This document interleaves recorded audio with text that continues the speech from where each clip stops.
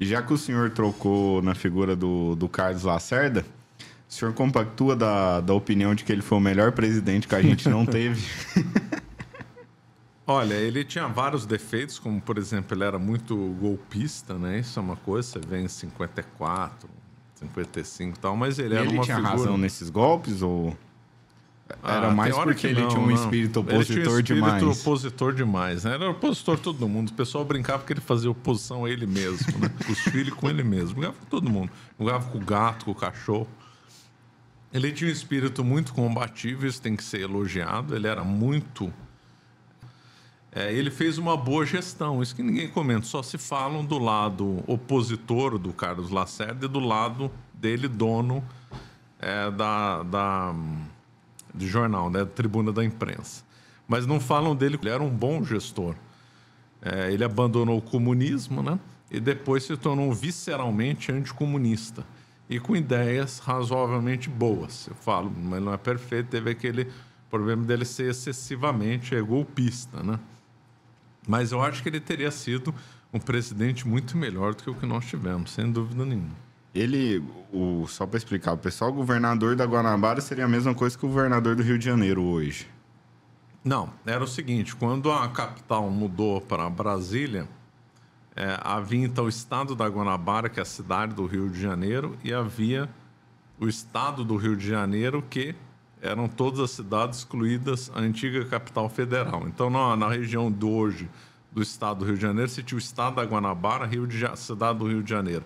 E o resto era o estado do Rio de Janeiro, capital Niterói.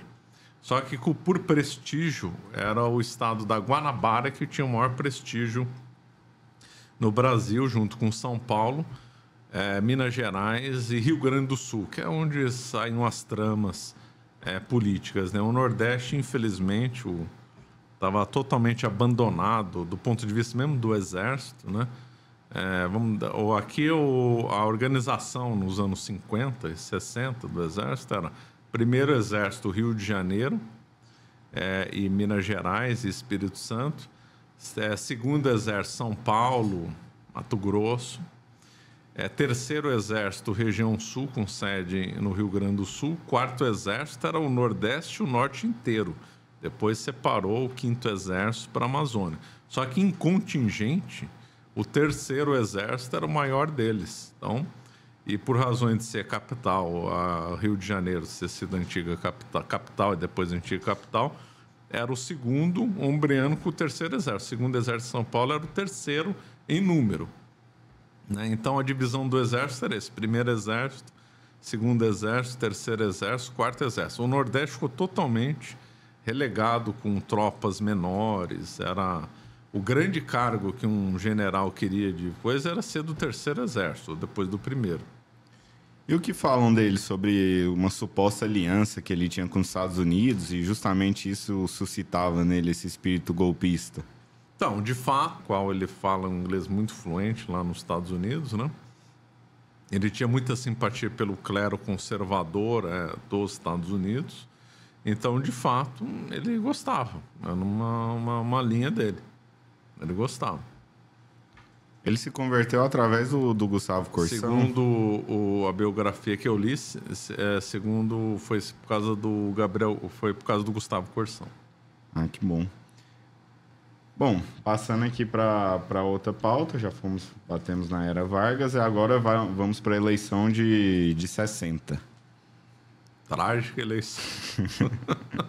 Quais eram os candidatos? Que foi eleito presidente, que foi o Jânio Quadros, né?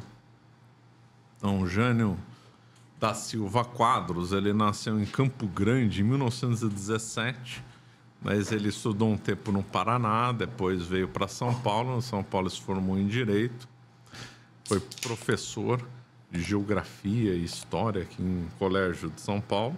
Diziam que era até um bom professor, e ele era obcecado com a gramática, né, e com falar bem. Então ele ficava constrangido se ele cometesse um erro de português. Ele chegou a escrever um dicionário também, né?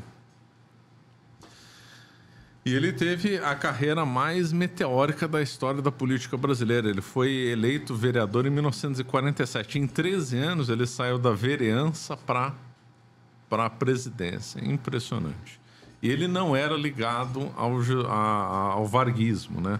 Aqui os três principais partidos do Brasil, entre 45 e 64, eram o PSD, o maior deles, que foi criado dentro do varguismo, liderado pelo Juscelino Kubitschek, Centrão, né? Depois tinha a UDN, que era de anticomunista, liderada por Carlos Lacerda. E tinha o PTB, de esquerda, com várias... esse bem ligado ao Getúlio Vargas, né? Que era justamente o partido do João Goulart, Santiago Dantas, que era um figurão da política na época, e outros. Né? O PTB é o mesmo de hoje? Não. Nem o PSD, não tem nada a ver. Tem nada a ver. Tentar rastrear já não é mais possível, não dá mais. E aqui em São Paulo, outros partidos tinham força, como o PDC, Partido Democrata Cristão, o PSP, que era o do Adhemar de Barros, e o Jânio Quadros nasceu politicamente dentro do PDC. Depois ele briga com o PDC e consegue vir de uma coligação de vários partidos, inclusive apoiado pela UDN, ganhar a presidência da República contra o general Lott, que era um figurão, né? Que era aquele mesmo que fez o contragolpe na época do Juscelino. Entre 45 e 64, o político mais popular do Brasil, ou melhor, de 54 a 64, era o Juscelino Kubitschek. Ele era o político mais popular, ele controlava o maior partido, ele era o manda-chuva aí na política, né? E aí, muito temperamental, né? Uma figura com aparência muito exótica. Até hoje ninguém sabe por que ele renunciou, né? E aí ele assumiu, então, a presidência, faz umas políticas muito estranhas. Ele usava de bilhete. Fez uma política internacional independentista dos Estados Unidos, que se aproximou da União Soviética, aproximou da China, aproximou de Cuba. Enquanto o deputado federal, pouco antes de ser eleito presidente, ele visitou Cuba lá, então tem foto dele com Fidel Castro. E aí na presidência, já em agosto, ele condecorou o Che Guevara, imagina só. Condecorar o Che Guevara no Brasil em 1960, porque hoje o Brasil está muito mais comunista do que era. Você tem uma ideia, o Brasil rompeu com a União Soviética em 46 ou 47. No governo do Dutra. Então, o Brasil era visceralmente anticomunista na sua política externa e na população. A população tinha aversão ao comunismo. Então, um presidente chegar e condecorar o Che Guevara realmente tornou uma coisa difícil de engolir. Qual era a ideologia desses presidentes? JK, Jânio? O Juscelino Kubitschek era um demagogo, né? Centrão, demagogo. O Carlos Lacerda chamava ele de o cafajeste máximo. O Lacerda era bom de apelido. Chamava o Getúlio Vargas de patriarca do roubo. O Juscelino Kubitschek fez o slogan, Getúlio, o pai dos pobres com filho rico. Não, esse eu acho que virou... Não lembro se foi ele ou ficou na boca miúda já. Todo mundo que não gostava do Getúlio dizia o Getúlio é o pai dos pobres e mãe dos ricos. Era o que todo mundo falava. Pai dos pobres e mãe dos ricos. Teve o Mundo Dickman, não sei se fala assim, ele mandou uma pergunta: qual foi o presidente menos pior, de 89 a 64? 1889? 1889. Isso, hein? Olha, apesar do Dutra ter sido muito ligado ao Getúlio, uma figura que gostava do eixo, ele gostava da Alemanha. Ele fez até um governo razoável.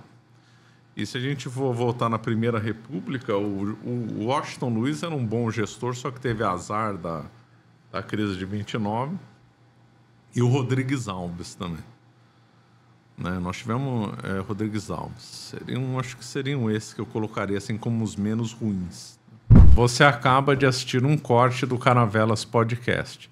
Na tela está aparecendo o episódio completo e outro corte. Muito obrigado pela atenção.